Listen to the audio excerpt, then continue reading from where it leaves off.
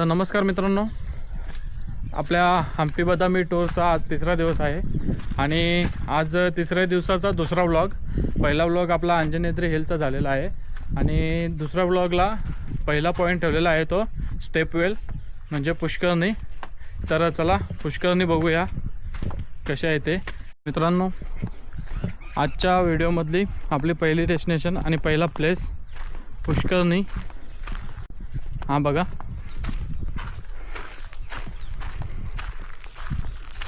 हा आहे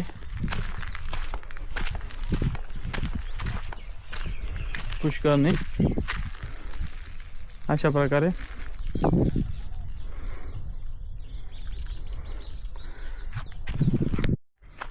तर पुष्करणी कोला आपल्याला बघून झालेला आहे स्टेपवेल.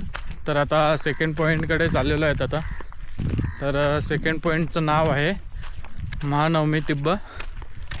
तर एक असा स्टेज टाईप आहे तो. तर चला तुम्हाला दाखवतो मी तो. तर हा आहे मित्रांनो महानवमी तिब्ब. पूर्ण तुम्ही त्याच्या बाहेरच्या दगडींवर बघू शकता कोरीव काम.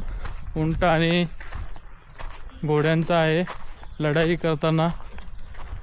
परत श्रीरामांचा आहे. बरेचसे कोरीव काम आहेत त्याच्यावर पण.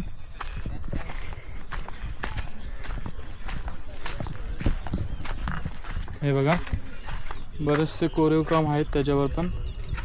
हे हत्ती आहेत खाली.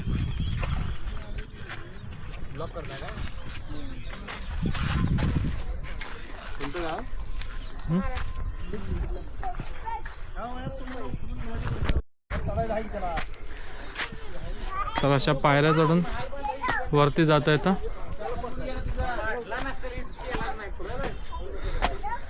तर खूप हाईट आहे त्याची.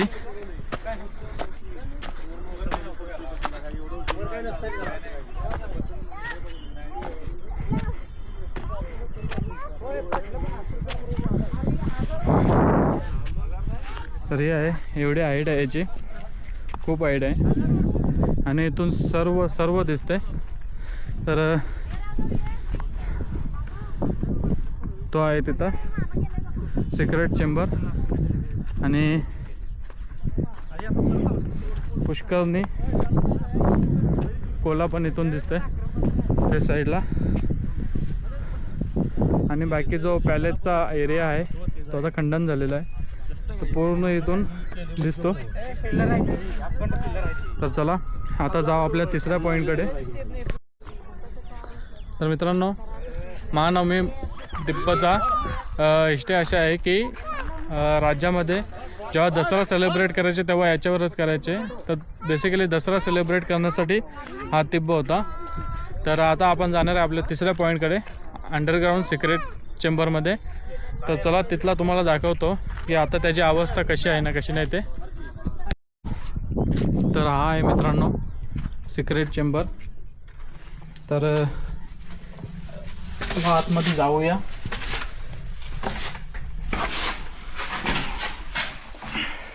तर या सिक्रेट चेंबरचा बेसिकली असा उपयोग होता की राजे महाराजे इथे राज्याच्या गुप्त चर्चा आणि बाकीचे जे असत ते डिस्कशन करायचे. तर इथे आहे आतमध्ये जायला आणि या बाजूने एक रूममध्ये निघायला वाट आहे की त्याच्या आता छत पडलेले आहेत पूर्ण. तर अशा प्रकारे आहे. याच्यावर पूर्ण छत होती. तर याच्यात जे गुप्त चर्चा व्हायचे ते. आणि इकडून पण तोच रस्ता आहे. तर बेसिकली याच्यामध्ये एक ट्विस्ट असा पण आहे की हे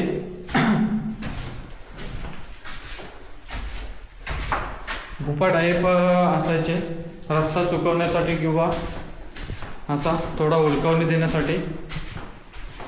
तर एवढीच आहे ह्या गुप्त चेंबरची माहिती. तर चला आता आपला पुढचा पॉईंट आहे अंडरग्राऊंड शिवा टेम्पल. तर तिथं जाऊया.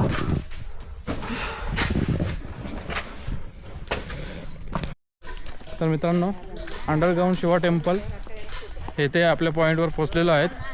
तर दाखवतो तुम्हाला.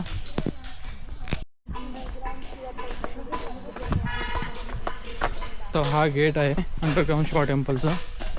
तर चला त्याच्या आतमध्ये जाऊ. खूप मोठा आहे गेट.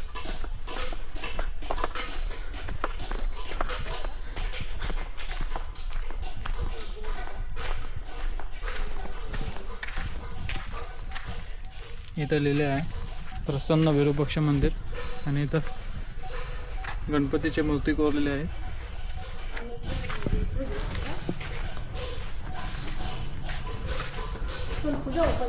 तर हे गेटमध्ये जे द्वारपाल बसायचे त्यांच्यासाठी बनवलेलं होतं.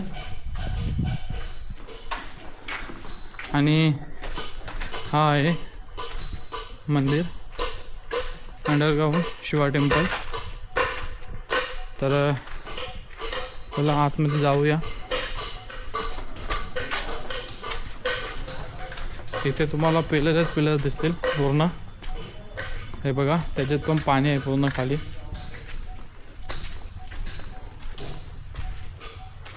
ते पाण्यात मासेही पोहतात. हे बघा छोटे छोटे मासे आहेत.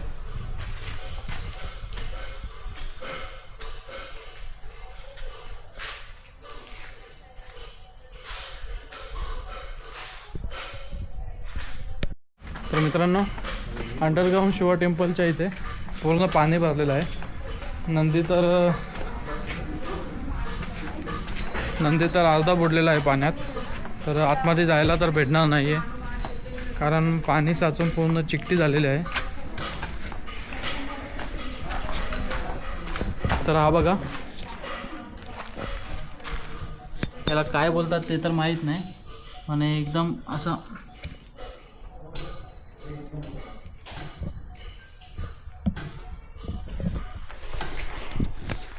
तुम्हाला जर माहीत असेल की त्याला काय बोलतात किड्याला तर नक्की सांगा.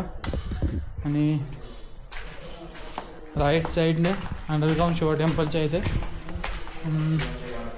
तिथं काहीच वास्तू नाही आहे पण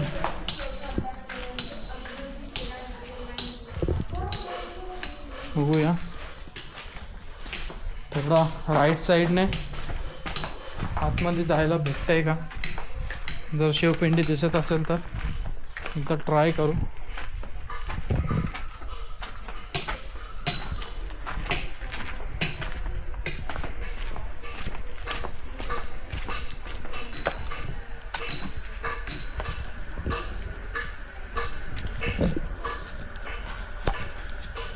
तर इथून बघा थोडासा का इथे नंदी आहेत आणि आतमध्ये गाभारा आहे. तर आतमध्ये जायला तर भेटणार नाही आहे कारण की पाणी भरलेलं आहे पूर्ण. तर नंदी अर्धा बुडलेला आहे तर आपल्याला आतमध्ये जायला भेटणार नाही. पाणी भरलेलं आहे पूर्ण.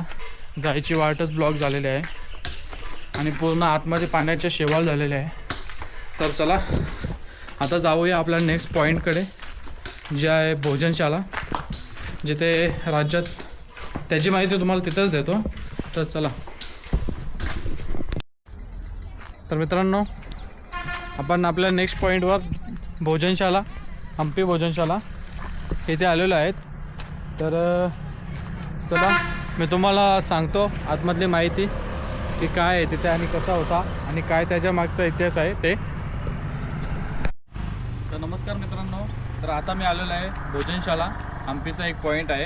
तर या पॉईंटची अशी स्टोरी आहे की जेव्हा हम्पीमध्ये जेव्हा राजे महाराजे युद्ध करून जिंकून यायचे नाहीतर काही सण असायचे त्याच्या आनंदाने राज्यात पूर्ण जेवणाचा कार्यक्रम ठेवायचे. तर ही भोजनशाला त्याच्यासाठीच बनवलेली होती. तर हे बघा हे ताटाच्या आकाराचे शिलालेख कोरलेले आहेत आणि पूर्ण ताटाची आकृती कोरलेली आहे आणि या वाट्या बनवलेल्या आहेत. तर याच्यात भात चपाती आणि याच्यात त्या वाट्यांमध्ये भाजी असे द्यायचे आणि ही जी मधली लाईन दिसते तर याच्यात पाणी राहायचं. तर अशा प्रकारे पूर्ण बघा एकदम लांबपर्यंत आहे. तर एका टायमाला नाही ना तरी पण 50 ते 60 जण बसायचे जेवण करायला. तर अशा पद्धतीचे आपल्याकडे हम्पीमध्ये कोरीव कामं आहेत. आणि तर जे पुस्तकामध्ये यादी नाहीत, जे पुस्तकामध्ये लिहिलं नाही ते आपल्याला शिलालेखवरून, शिल्पकलाकृतीवरून सगळे समजते. तर नक्की या हम्पीला भेट द्या आणि याही भोजनशाळेला भेट द्या, तुम्हाला इतिहास नक्की समजेल. तर चला, अशाच प्रकारे आपला या व्लॉगचा एंडिंग करतोय मी. तर आपला लास्ट पॉईंटचा होता भोजनशाळा.